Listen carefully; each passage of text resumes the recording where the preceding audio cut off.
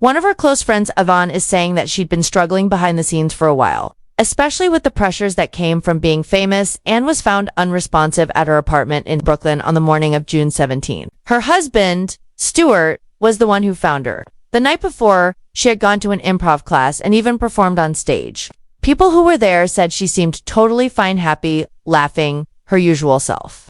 So when the news came out next day that she died, it really didn't make sense at first. There's no official cause of death yet. The police said there was no sign of foul play, but they did find a bunch of pills near her.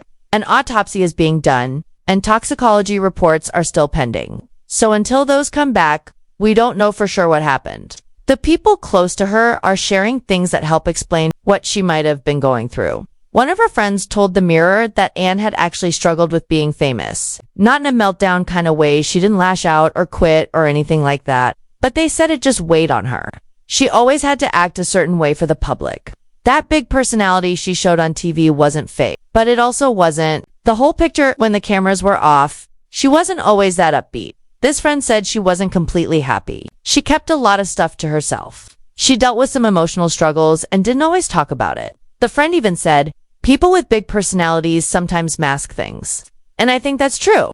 Some people are loud and funny on the outside but are going through things privately. She also had some tough stuff in her background. Anne had talked in the past about her family having issues with alcoholism. And even though she didn't get super detailed, it sounded like there were a lot of things she carried from her past. That can take a toll over time, especially when you're in the spotlight and expected to always be on. Even with everything she was dealing with, Anne kept working hard. She was still doing Food Network shows, guest judging on competitions, teaching cooking classes, and making public appearances. She really never stopped. She was the kind of person who gave 100% to whatever she did. But it's starting to sound like she might have been pushing herself a little too hard, and honestly, it makes you think. Anne was one of the few women who became a household name in the cooking world. That's not easy. She had to be louder and bolder just to stand out.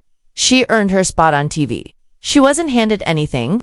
She built her career from scratch and kept it going for almost 2 decades.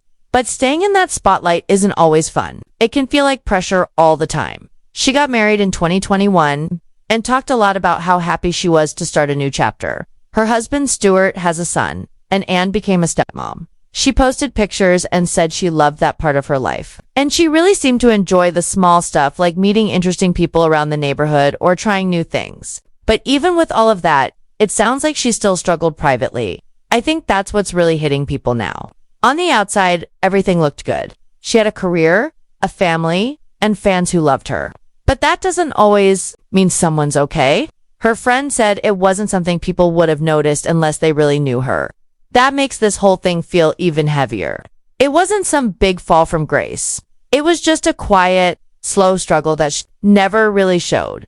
After the news broke, a lot of her Food Network friends posted tributes. People like Bobby Flay, Robert Irvine, and Carla Hall said she was a mentor, a friend, and someone who brought a ton of energy to every room.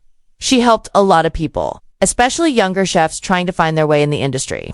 That was a big part of her legacy, teaching, supporting, and being a cheerleader for others. It's just really sad to think that someone who gave so much to other people might have been feeling empty herself. Like she was the one who made others feel good, but didn't always get that in return. And maybe she didn't ask for help because she didn't want people to worry. Or maybe she didn't know how. Anyway, I think this story is a reminder that you never really know what someone is going through. Even the loudest, happiest people might be dealing with things you can't see.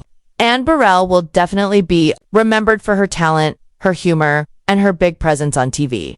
But now we also know she was more than that. She was a person trying to balance a tough job with a complicated inner world.